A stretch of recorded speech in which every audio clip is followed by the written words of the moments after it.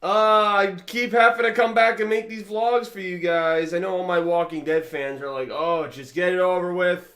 Oh, alright, guys, listen, The Walking Dead.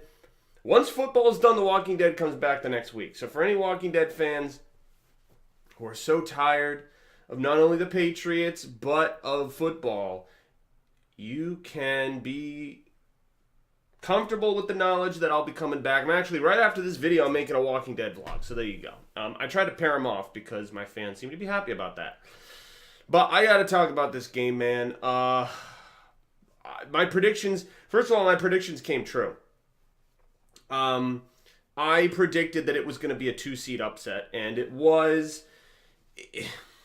The NFC game, there's a lot going into that. I'm not going to get into that right now, but the AFC one, holy shit on so many levels. The fact that the Patriots are going to their third straight Super Bowl is just, it's absolutely incredible. And for me, I mean, I'm a fan, been a fan all my life. Didn't really follow football until, I'd say, like, I don't know, how many years ago? 5, 6? I mean, when they were going for their perfect season, I was barely I was in middle school, but I was really into gaming. Gaming dominated all of my time away from football, so I wasn't as much into it. But, having come out of high school, college, I've really kind of got into the spirit of things. So many things that the team did in this game. The rushing yards from Sonny Michel, just amazing. I mean, a rookie running back, and finally the Patriots have a running game. I mean, they had, in the years past, you could say, LeGarrette Blount was their running game. And then last year you had Dion Lewis, who could get you a chunk of yards, but he never had, the Patriots really rely on their running game. Their play style reminds me of how the Cowboys play. The Dallas Cowboys, how they use Ezekiel Elliott to burst forth and get them giant chunks of yards. They dominate the time of possession, and then they do these little screen passes and play action passes to their running backs or their receivers. And then if the defense is expecting the run, then they'll change it up and try to confuse them. So having the strong running game throws everything off, because if you open... So the Patriots open with that. They went down, score on their first possession. And so this game went very much like how the Chargers game went in the first half of the game. And I was like, if you emulate the success from that Chargers game, you'll win. You need to keep Patrick Mahomes on the sidelines. And I'm looking at this stat right now. Time of possession, 43 minutes and 59 seconds. And the Chiefs only had the ball for 20 minutes and 53 seconds. So the Patriots had the ball on offense for 2 times the amount of time. And knowing how poor the Chiefs' defense was, that was how I said that they were going to win this game. Because the Chiefs' defense is suspect, even with Eric Berry, and some of their safeties that were covering Gronk, that were trying to cover ground. They got an interception off of Brady in the red zone, but that was just a mental error by Brady. It honestly reminded me, and it was kind of funny, it reminded me of the statistic from Super Bowl 49 against the Seahawks when Jeremy Lane got that interception in the red zone. He broke his arm after the play. I mean, honestly, that was kind of a godsend, because who knows how that Super Bowl would have turned out had Jeremy Lane not been injured. In hindsight, obviously, Edelman just tried to tackle him, but the way he landed on his arm just fucking broke it. But it reminded me of that, and I think there was I think it said the last postseason touchdown that Tom Brady threw as an interception in the red zone was to Lane. It was, and because I thought of that play in my head, and then they said as the statistic that was the last time he threw that kind of pick. But even so, the Chiefs' high-powered offense didn't score a point in the first half of the game. It was 14-0 at the halftime for this high-powered offense that has scored 40, 50 points. They ended up scoring 31 points. I mean, That's just it's absolute. And then this was at home. The Chiefs were at home. The Patriots were on the road. This season, historically, they had their worst games on the road against Detroit, against Jacksonville, against Tennessee. And, I mean, call it what you will. The Jacksonville game, they were looking for revenge from the AFC Championship the year prior. Detroit, Matt Patricia, the defensive coordinator, had just been hired as the head coach of the Lions, so he probably knew all of the Patriots' game planning. Same thing with the Titans. Vrabel had just been hired as the head coach, and he was an ex-Patriots player. The Miami Miracle game, that came down to one play. Brady played really well. And then you have the Steelers game, which I'd say that's like their solid bad performance of the year. Just no excuses. Obviously, I'm not trying to minimize. Obviously, the teams didn't play well in those games. Not trying to minimize the losses that they had. But, you know, you would have thought coming on this is the toughest road game. All of those road games, none of those teams are in the playoffs. Jacksonville, not in the playoffs. Detroit, not in the playoffs. Titans, not in the playoffs. Miami, not in the playoffs. Steelers, surprisingly, not in the playoffs. To go on the road against the number one seed, this potent offense with Tyreek Hill and Travis Kelce and these, like, Travis Kelce had a terrible game, dropping passes, and Hill was almost non-existent. I think, who was the one that he was throwing to? Sammy Watkins? I mean, I almost completely forgot that Tyreek Hill was on the Chiefs. Belichick went into this game taking out, because he knew Tyreek Hill is kind of like a Randy Moss, where he's super fast, and he's gone once he gets that ball. And there were like one or two catches I can point out. Even so, there was one catch deep in the red zone. I'm like, oh shit. And Patrick Mahomes ends up taking a sack, and it actually pushes him out of field goal range. They didn't even, if they had cashed in 3 points there, then the Patriots would have lost because the final field goal of the game tied the game. Like, everything had to happen exactly in the same way in order for it to go that way. The defense did unravel a little bit in the second half. I mean, you can give credit to the Chiefs for adjusting to how, because the Patriots were bold. On a lot of plays, they went bomb blitz, which is they played cover zero, and they were rushing Mahomes. They're like, okay, we're going to make you throw this ball. Like, Brady is excellent at that, throwing the ball really fast out of the pocket. But Mahomes is young. He likes to scramble around. So having all of your linebackers charging at him, there were a bunch of plays where he just didn't know what to do. Of course, there was one play that was called for roughing the passer. I mean, you know, the same thing happened last week. They got a bunch of sacks off of Rivers, and then one was called for roughing the passer. And the same thing with Mahomes. They didn't get as many sacks on Mahomes as they did Rivers, but they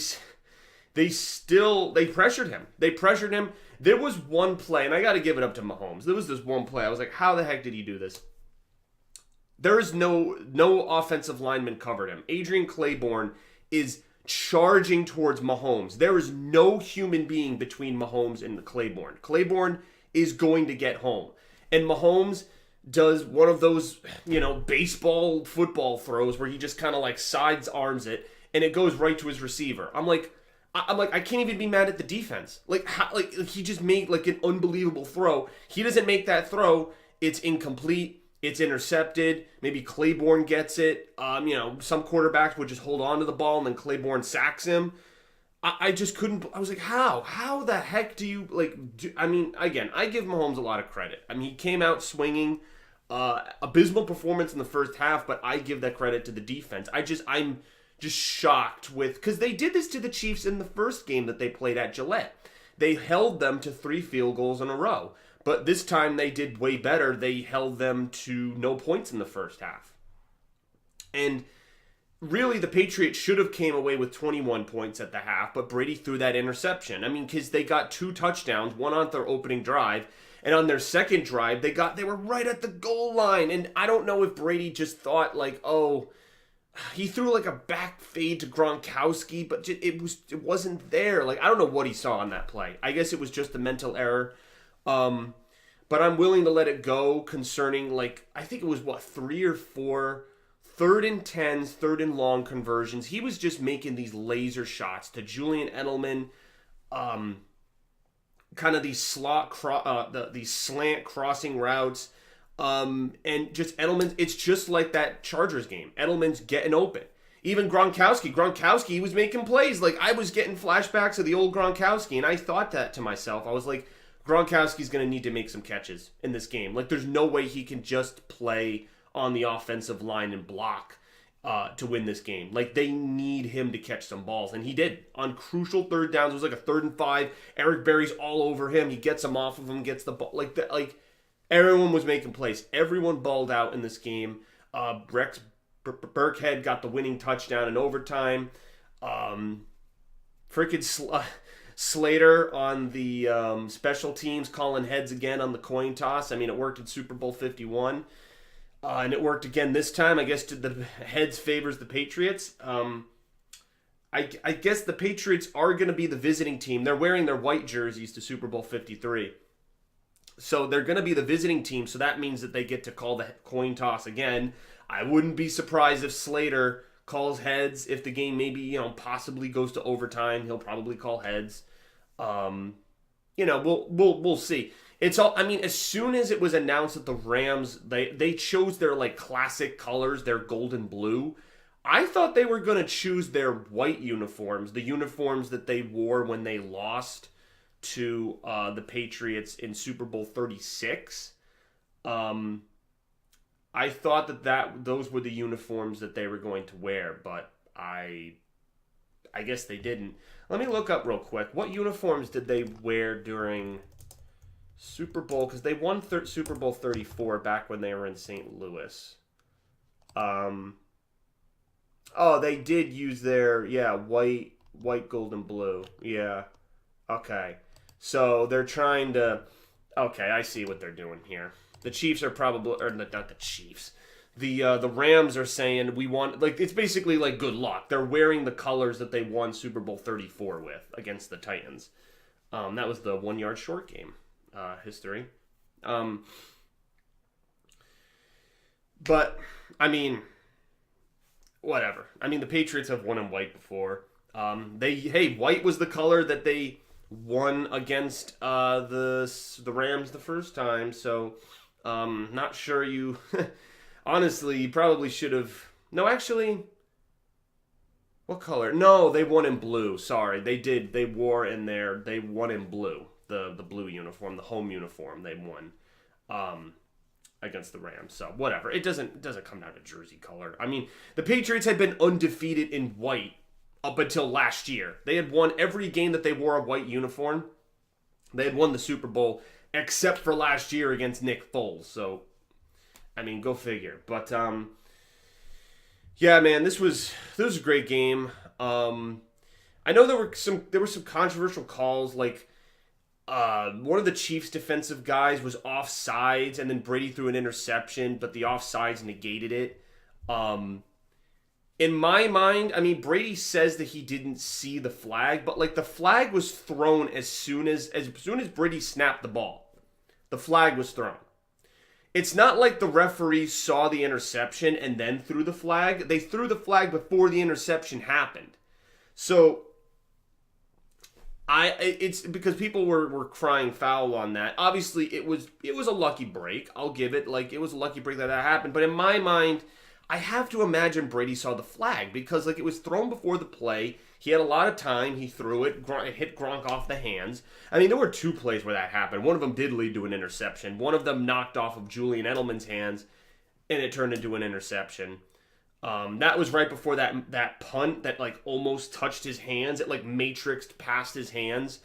But then it didn't even matter because Brady threw an interception after that. But the Patriots were in commanding lead of this game for most of it. And then towards the end, they almost let the Chiefs come back on them. The Chiefs only ever led by 3 points in this game. The Patriots were only down by 3 points in this ball game. if you think about Jacksonville last year, they were down by 10 points. Like, in my opinion, they had a tougher time digging themselves out of the Jacksonville hole than they did this game. Like, they dominated this game in terms of time of possession, because last year's game against the Jaguars, time of possession was almost dead even. Like, the game was almost dead even, and Blake Bortles was really, kind of coming up clutch all throughout the game. The defense was still having some of its same problems, and then it adjusted to their, attempted comeback, and that was about it. James Harrison was getting some sacks, but that's all I can remember from the defense last year. Obviously, Stephon Gilmore had that jumping, leaping, slap-away pass. But,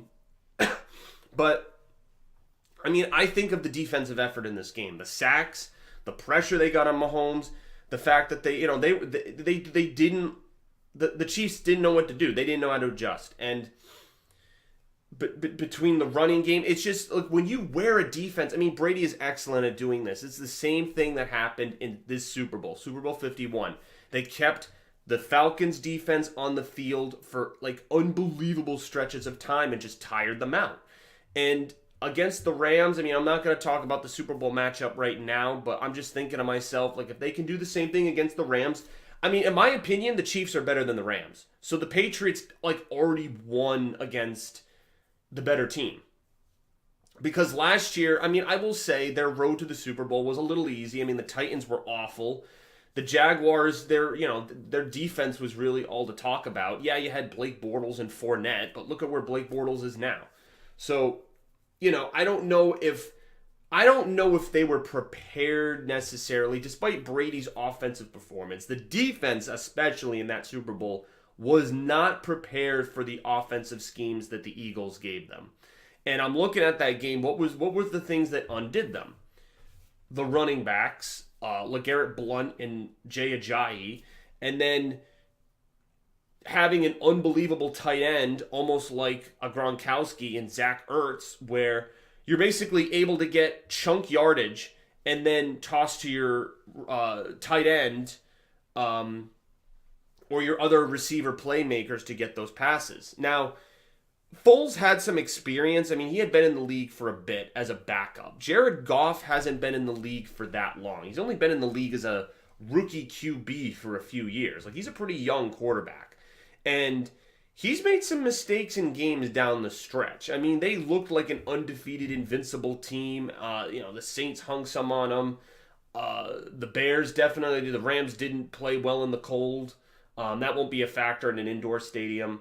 But we'll have to see. I don't want to get too much into the matchup now. I feel like, considering both the head coach and the quarterback are really young, I feel like the aged experience of Belichick and Brady will triumph in this game.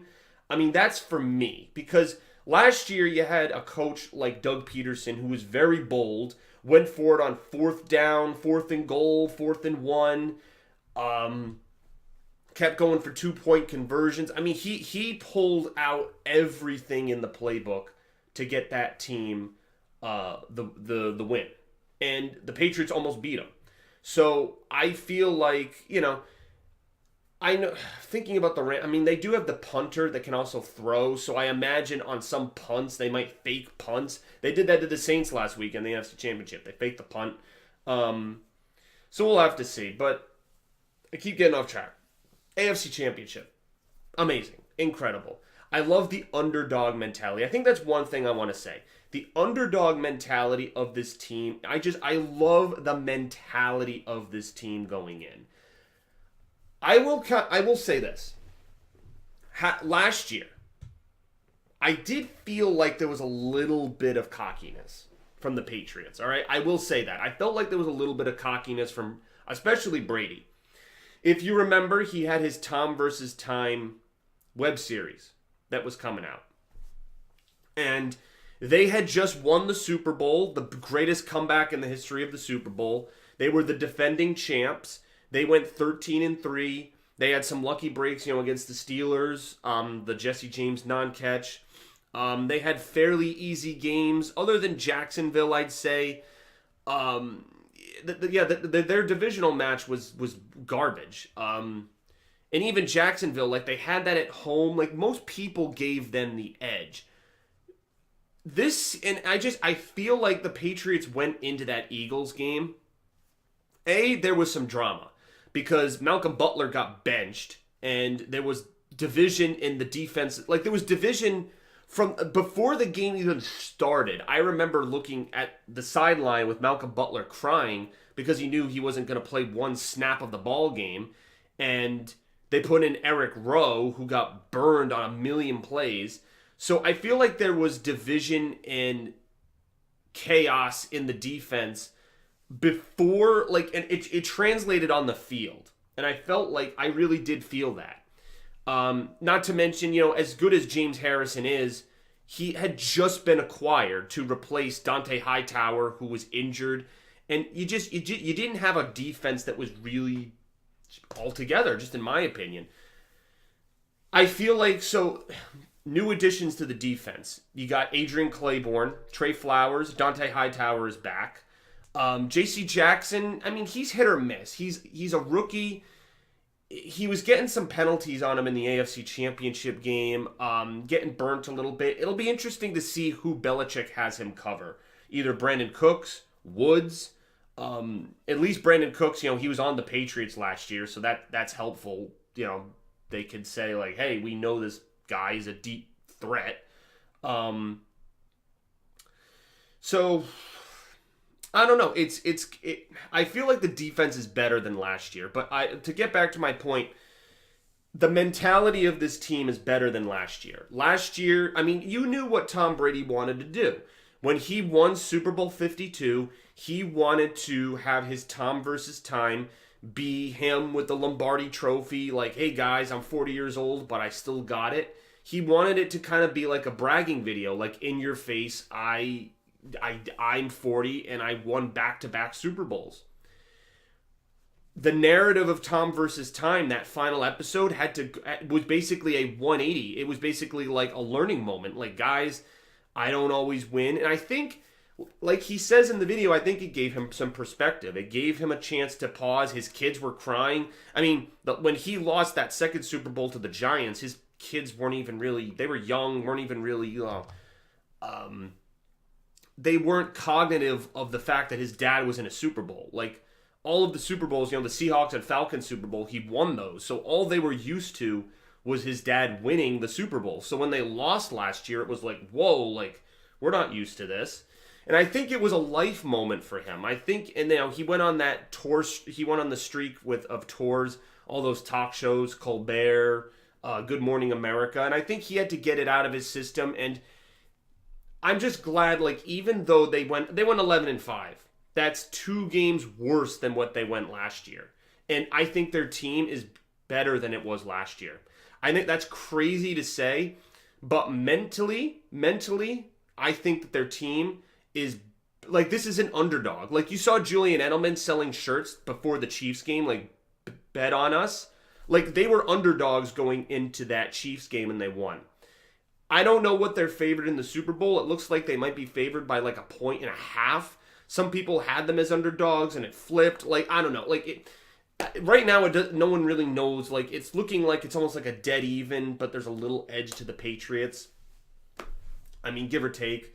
I would almost rather them be underdogs because they were 14-point underdogs when they played the Rams the first time. I think the underdog role, and I think they're playing with that chip on their shoulder. And you could see it. Like, Brady talking to Hogan after the game. You're old. I suck. No one believes in us. Even after Brady won that divisional game, he's like, I know everyone thinks we suck, but we'll see. Like, he's proving, like, this is like his Tom versus time from last year. Like, he's doing what he was trying to do last year, saying, hey guys, I'm an older quarterback and I'm trying to prove the world wrong. He's doing that now. He's accomplishing, like, 41 years old, going to a Super Bowl, 3rd Super Bowl in a row. Unbelievable accomplishment. And I think this year is going to be what last year should have been. And I hope that there's no drama. I hope that no one gets mysteriously benched. Malcolm Butler's not on the team this year, so that can't happen. And I think Eric Rowe is on IR. He's not even playing. So, I mean, he always got burnt for big plays anyway. I was never really a big fan of his. But we will see. I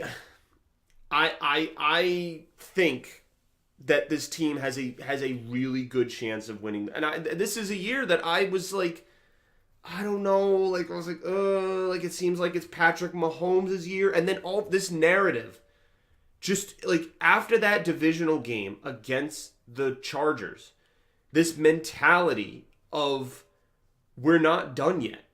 Like, not done. Like, we're not, like, like, everything we got, we're not done yet. Like, I love I forget, I don't even remember what the narrative was last year. I completely forget what the narrative of the Patriots was going into that Super Bowl against the Eagles. I don't even know. I don't even know. The narrative 2 years ago was Brady. It was basically the Brady revenge tour because Roger Goodell had suspended him for that dumb, nonsensical Deflategate scandal, and this was the middle finger to Roger Goodell and the commissioner of the the league that made that decision, mainly Goodell, who had to hand that trophy to Kraft and the whole Patriots team and crown Brady the MVP for a season where he didn't start the first 4 games and he was suspended. That is a great story. So that was a great story for that Super Bowl run. And again, I think this year emulates a lot of what that feeling 2 years ago. It has that feeling of we're the underdogs. Like, we're back at that point we were at 2 years ago where no one believes in us. Everyone thought we were done. Like when Brady was suspended. Oh, the Patriots are done. Jimmy G, he can't do what Brady does. Like, oh my gosh, like the Patriots, it's over. It's over. And then they won 3 out of 4 games that Brady wasn't there for. And then they went on and became the 1 seed and beat the Atlanta Falcons in overtime in the greatest comeback in Super Bowl history. So I think the narrative is similar to what it was 2 years ago. I think they got way too comfortable last year. They had just won the Super Bowl with those big odds. And I had seen reports that like Belichick was like at a game or something when he was in Minnesota for that Super Bowl last year. I don't know. Like, they just played too relaxed. Despite the fact that Brady threw for 505 yards and broke a playoff record, the offense was carving up the Eagles. Defensively, no one showed up. That division, and I think you have to, it's defense and offense, it's a team game. So you got to have it all working on both sides of the ball. I don't think the defense made one play last year in the Super Bowl, other than that fluky interception that Nick Foles threw, but that was only because Alshon bounced it towards Duron Harmon. Like, that was the only reason that interception happened. Other than that, the defense did like nothing. I think they forced the Eagles to kick a field goal in the first possession of the game, and that was the only way they stopped them. There were two points where they held them to field goals, and that was it. That was all the defense did last year, compared to the Super Bowl against the Falcons, where the Falcons scored 0 points in the fourth quarter, and it allowed Brady to make that comeback. So we need a Super Bowl 51 like a performance in order to win this game against the Rams. Despite the fact that Jared Goff and Sean McVay are young talent, we need the underdog role. I was joking that we need the eagle masks, like the dog masks that was their story last year. Look at the theme behind the Eagles. As much as I hate the Eagles, look at the theme behind their story. They had the dog masks. Everyone thought they were done when Carson Wentz got injured and Nick Foles, oh, he's a backup, that's it. The Eagles are out of the playoffs. Most people said the Falcons would beat them in the divisional round. Nope, that didn't happen. The Vikings were a pretty fraudulent playoff team in my opinion, so that was a pretty easy win. That NFC Championship wasn't even a freaking contest. But yeah, I think that they had the better story last year. They came in with that underdog chip on our shoulder. They had never won the Super Bowl before. Everyone was counting them out. They had a backup quarterback in Nick Foles. And look, they had all these, they had the Philly special where they threw it to Foles. Like, it was like this big story for Philadelphia, and they ended up winning. So the team that comes with that it's confidence. Like, it's that intangible, invisible energy that fuels you to win games. And I think the Patriots, they use that energy to beat the Chargers, and they used it on the road to get this is Brady's signature road playoff game. Because before this, he had lost 3 times to Peyton Manning on the road. Once when he was with the Colts, and then the other 2 times when he was with the Broncos. This is Brady's, like, I don't think they had won a home playoff game in the AFC Championship, like, I think it was like 2006 or something, that they had last did that. So this is a huge accomplishment. And the last time the Patriots were 11-5, that's what they were when they won Super Bowl 36 against the Rams, 11-5. They had to go on the road to the Steelers. This time they had to go on the road to the Chiefs, 11-5, beat them, went to the Super Bowl, were huge underdogs, and they ended up winning it. So I am very confident. And I was confident like this last week with the Chiefs game. And I know it was a tough game. It was a tough game, but I think the Chiefs are tougher than, I think the Patriots have played their toughest challenge, but I don't want them to get comfortable. I want them to go into this game thinking that the Rams are better. Technically, the Rams did beat the Chiefs in the regular season, even though that game was a high-scoring 50-plus point game, which really either side could have won. So, you can't really, it wasn't a blowout by either team, but the Rams have their weaknesses. They're a young team, and I think Brady can figure them out. And they just have to not repeat. They have to have a unified team with a unified message, and they can and do what they've done in those previous two playoff games. So I'm giving a very strong edge to the Patriots here, and it's just you will never see something like this again. As much as people hate the Patriots for stuff like this dynasty is amazing. It's absolutely incredible. I am just a privileged to be a fan, to grow up in New England and to be a fan of this team. I could have grown up anywhere else in the country. I could have been a fan of any other team.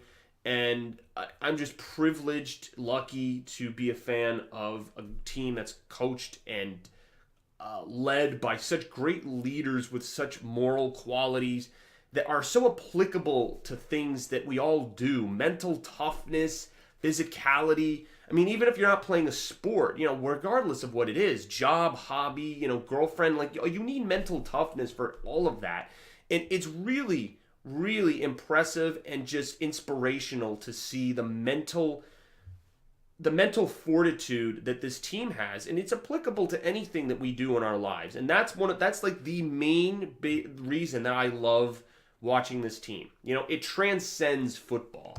And I really realized that with especially this Super Bowl. That's why I have this jersey with this emblem attached, because really this Super Bowl embodied that. Overcoming suspension and defeat and doubters and the greatest odds, 28-3. I mean, so many things. And I think if they can come with that same attitude, they will beat the Rams.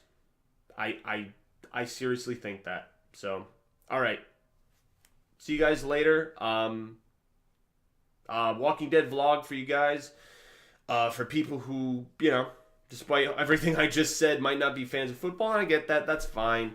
I mean, I've only got one more vlog to make, which is maybe two more vlogs. My Super Bowl prediction video, and then my review of the Super Bowl, where I look at, what happened, what was great, and what wasn't.